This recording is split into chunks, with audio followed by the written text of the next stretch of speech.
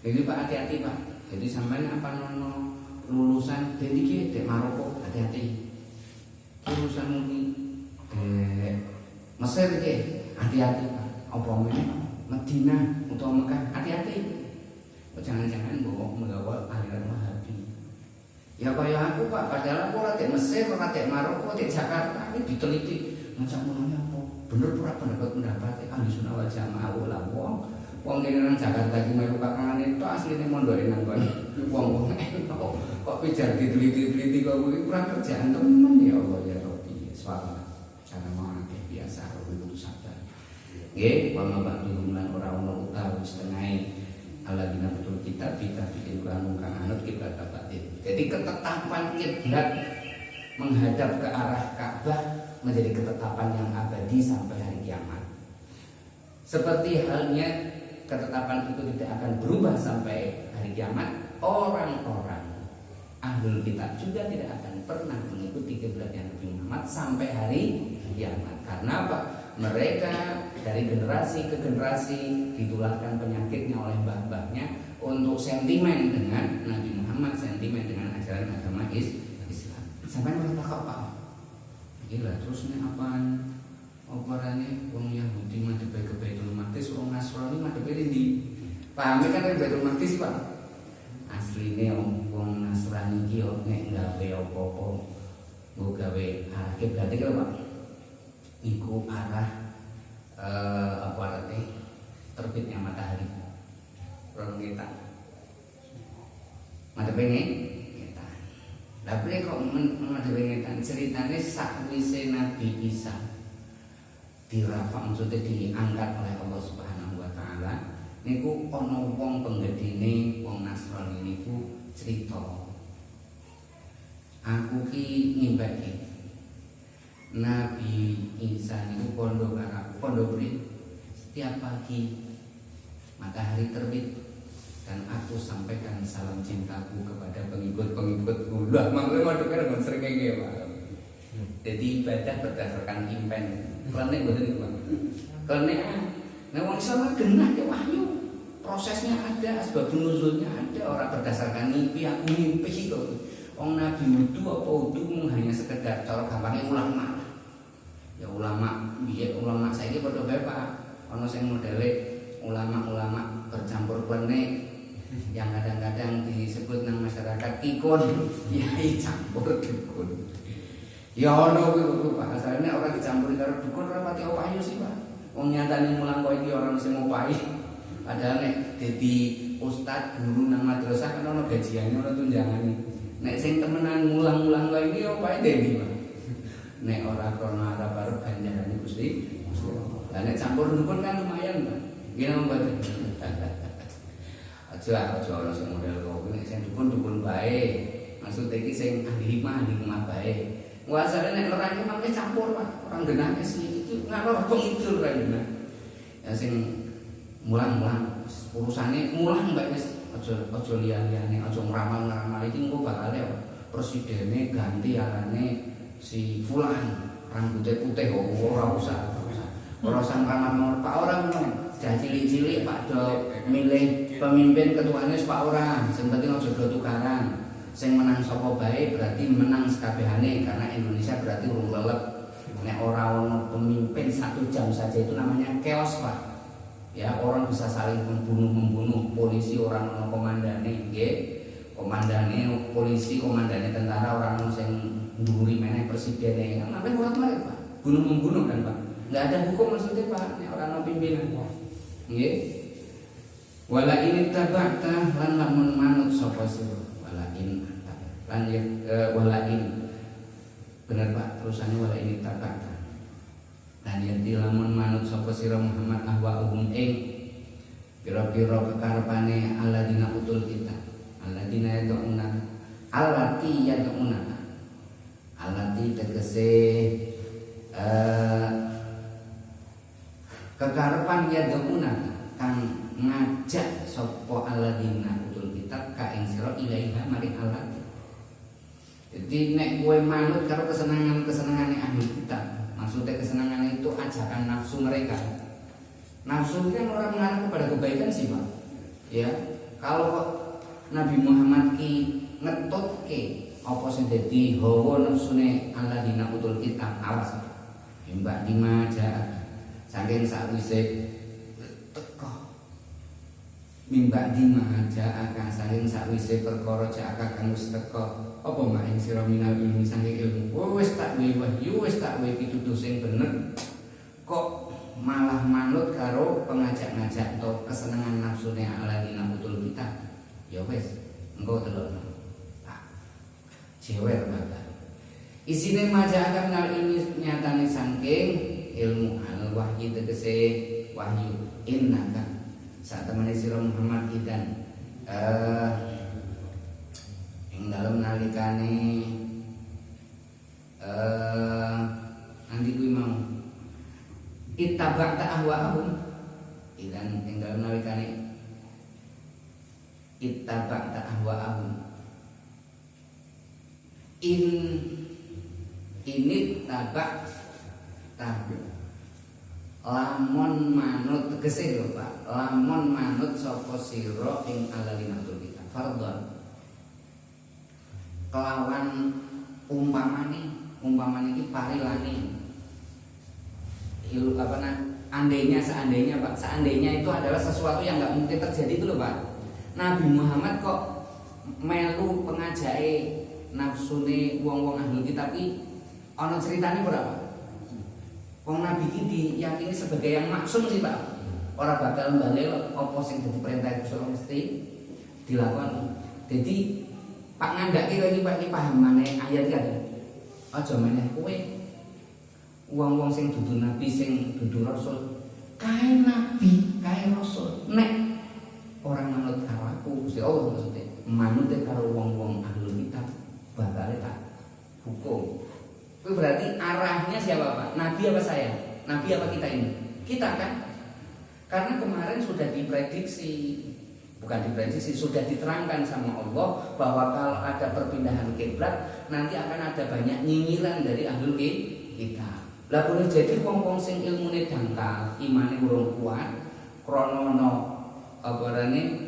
perpindahan Ka'bah arah kiblat dari Baitul Maqdis ke Ka'bah ini terus mereka diparani kalau ahlul kitab karo wong musyrik lah pusing wingi kan wis tak kandhani Muhammad ki ora kena ditutke lah saiki nyonto kan iku mangke dadi goyang dadi murtad dadi goncang imane terus murtad ora gelem nderekake Nabi Muhammad iki diwehi warning diwehi peringatan oleh Allah. Aja meneh kowe umat Nabi Muhammad kae sing nabi, sing rasul dikenal sakti dan pedekal Gusti Allah. Nek mbali terus nuruti apa sing dadi pengajake wong-wong ahlul kitab, bakal tak hukum apa meneh kowe. Sing dikasih dihukum, Pak. Maksudnya ngaten arahe. Inna kasatamene sira idan endam nalikan ittaba'ta ahwahum. Ini taba'tahu. Tegese lamun manut sapa sira ing alladzina utul kitab fardhan ing dalem umpamane ulamina dhalimina yakti saking utawa yakti klebu saking wong-wong kang ngani ngoyo. Lah kita semua tahu kalau ada orang melanggar peraturan Allah sanksinya apa kan kita sudah semua tahu, enggak usah dijelaskan. Terus keterangannya niki megaten Pak. Allahu a'lam bi muradihi. Aku ini ayatnya qad nara taqalluba wajhika fis samai wala nuwalliyannaka qiblatan tardhaha. Jadi setelah Allah menjelaskan perihal apa-apa yang terjadi kalau ada perpindahan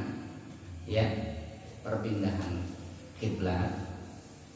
Di sini diterangkan bahwa jauh sebelum ada informasi akan ada perpindahan kiblat dan kemudian ada nyinyiran, ada cemoohan dari orang-orang Yahudi itu. Sebelum itu Nabi Muhammad wis pengin, Pak. Jadi saat durunge ana berita bahwa wong-wong Yahudi bakal geger nek kiblate dipindah. Kan diwehi Pak saya pun sufaha ini dulu. Sebelum informasi itu Nabi Muhammad sudah pingin madepe sholat niku ke arah Ka'bah bae. Pertimbangane kuwi mau simbahe Nabi Ibrahim ya salate madhep mrono. Tur kuwi bangunan tertua sebelum ono nggon, ono panggonan, ono bangunan apa-apa nang dhuwure bumi niki. Ya bangunan pertama niku. Tur niku jadi pusat peribadatan. Artinya jadi kiblatnya orang yang mendekatkan diri kepada Allah. Yo malaikat memang ngeramehake nyiarake Ka'bah niku. Nah, ini jadi sebelum ada berita bahwa nanti akan ada geger orang Yahudi menyikapi perpindahan itu juga sudah ada keinginan di dalam hati Nabi agar supaya Allah memberikan perintah ya mengarahkan sholatnya ke Ka'bah. Lah opo meneh, apalagi kok ana info bahwa bakale pancen wong Yahudi iki ora kena diarep-arep manut karo apa sing dadi perintah untuk ibadah madhep ke arah Ka'bah. Padahal di kitab mereka sudah diterangkan bahwa Nabi terakhir itu memiliki dua arah kiblat. Semula menghadap ke arah Baitul Maqdis, kemudian diarahkan ke Ka'bah. Ya apalagi lebih keadaan itu diperdengarkan, itu menjadi semakin menggebu-gebu keinginan Nabi itu. Mulai dikatakan qad nara taqallu wajhika fis samai. Jadi bulan balen tak weruhi jare Gusti Allah. Awakmu niku meneh-meneh madhep ring langit. Maksudnya madhep ring langit niku mutatolian hilal wahyi, pingin oleh perintah untuk sholat menghadap ke arah Ka'bah. Pingin bang esok awan bengi meneh-meneh delok ring langit. Ya. Saiki falan waliyannaka qiblatan tardha. Saiki awakmu wahai Muhammad bener-bener bakal tak kon madhep maring arah sing mok pingini, sing mok senengi. SK-nya diperjelas fawalli wajhaka syatrul masjidil haram. Saiki madhepo maring arah Masjidil Haram tegese Ka'bah. Kapan itu terjadinya? Terjadinya itu di salah satu rumah, bukan masjid lah. Di salah satu rumah kabilah Bani Salamah. Yang kemudian rumah itu sekarang dijadikan masjid dan masjid itu disebut sebagai Masjid Ibadah. Jadi jangan masjid itu. Di masjid ini Nabi sholat menghadap 2 rakaat ke arah Baitul Maqdis, 2 rakaat selanjutnya karena wahyu turun mengarah kepada Ka'bah, bukan masjid, rumah. Kemudian itu dijadikan sebagai masjid yang sekarang dikenal dengan Masjid Fawalli wajhaka syatral Masjidil Haram.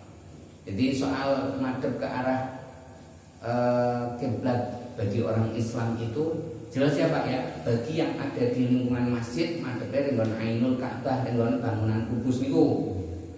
Lah kalau di luar masjid menghadaplah ke Masjidil Haram. Di luar masjid di luar Saudi, di luar Saudi menghadaplah ke negara Saudi. Kalau orang itu bisa mewujudkan menghadap ke arah kiblat secara persis, ya itu harus dilakukan walaupun tidak ada di dalam Masjidil Haram. Kayak orang Indonesia, saya ini gampang sampai Pak buka Google, arahnya ditujukan ke Ka'bah, Pak. Baru kau itu sampai tarik, kok nanggon posisinya sampai ki secara presisi, secara tepat menghadap ke arah Ka'bah. Ka'bah dalam arti bangunan kubus itu Pak kelihatan. Oh, jadi nek nang Jawa ki serong ke arah barat laut atau barat daya Pak? Nek rono kan barat laut iki. Kira-kira serongnya 25 derajat. Iku panjenengan saged. Karena duwe HP, karena duwe HP Kompas lah. Kan biasanya nek ana wong kaji sampean dioleh-olehne apa Pak? Biji kaji. Mangke dinggo barang loro wong sing awake biji kaji jengkel dhewe. Ngalor ngidul kan pasar nunggu biji kaji terus urung tau rono kamu Ya sing awake sampeyan mulai kadang tasbih barang kok kuwi padha bae sing dioleh-oleh ngawur iki tasbih kono apa tasbih Tanah Abang, apa tasbih Nalungan apa Semarang. Sampeyan iki dhewe nek kesuwun fungsine tasbih wiridan rasa sakot dek iki. Bedane apa sih? Sampeyan dioleh-oleh asli tuku dek Mekah Madinah Pak. Tapi kaya sajadah kok mati Turki dudu Pak. Gawean turunan kidul kan. Iya, madein Cina kok. Sampeyan bono asli dek Mekah ke. Mambune pe Ka'bah. Mambune Ka'bah. Mambune Ka'bah apa sih, Pak? Wong sampeyan urung tau ngambung Ka'bah. Terus muni mambune Ka'bah. Nah niku apa perintah untuk menghadapkan ke arah Masjidil Haram perihal itu sudah selesai. Nah, Pak, karena tadi redaksinya hanya perintah kepada Nabi Muhammad supaya umatnya juga merasa dibebani untuk menghadapkan waktu sholat itu ke arah Ka'bah. Nah ini disusul wahai tuma kuntum fawallu wujuhakum syatra.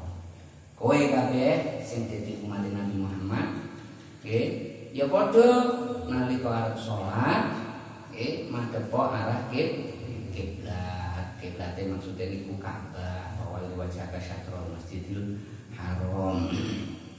Awas Pak, ye sampean ngerti bahwa hati dengan segala isinya itu bersifat gaib ya Pak.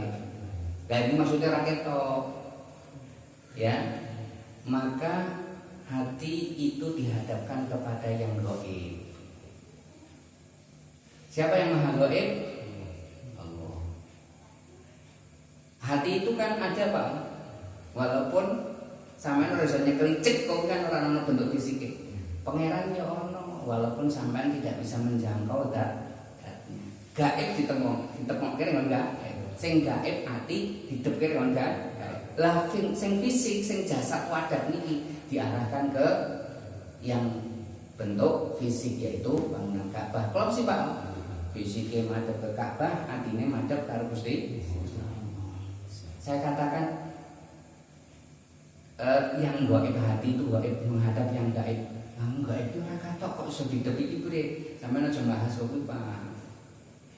Jadi sampeyan kan wis dituturi surat Al-Ikhlas full. Kowe iki ngucap iki dudu ucapane tok tapi atine dimantepke. Sing gawe langit bumi iki sapa? Gua Pak. Gua iki maknane apa? Dia. Larane sapa? Allah. Nek sampean takoki gua iki sapa? Nggih, arane sapa? Kuwi Allah arane.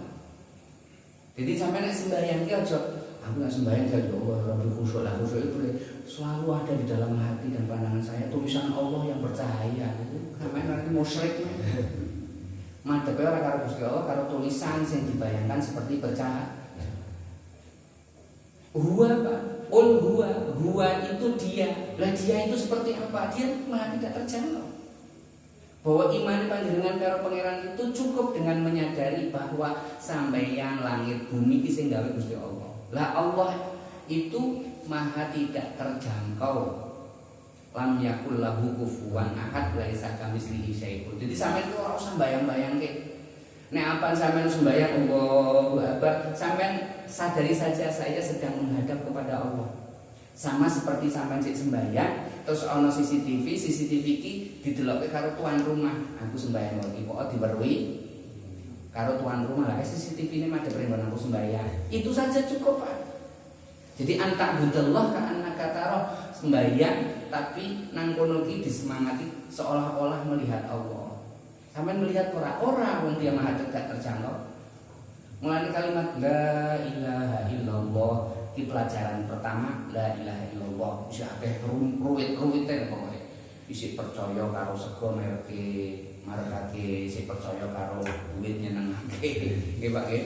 Nah, wis di la ilaha illallah resik. Engko donge wis top Pak, metune Allah. Sampeyan sik nangon aran sih Pak. Allah iki sik nangon aran. Lah nek apan sampeyan Allah wis ilang, tinggal hae tok. Nah niku berarti wis padha karo Allah. Sampeyan tembus ki critane Pak. Terus sampeyan ora usah ngucap ki. Sampeyan zikir terus karo pangeran. Wong sampeyan sing gawe pangeran. Sampeyan nek nafas weh. Kuwi kan hu kok terus sih Pak. Sampeyan rasa sadar nafas kok kuwi nek wayang menggem mak. Berarti jalan kok. Ya ora iki cara sing normal, nek sing menggem urung diitung ya Pak. Sing normal.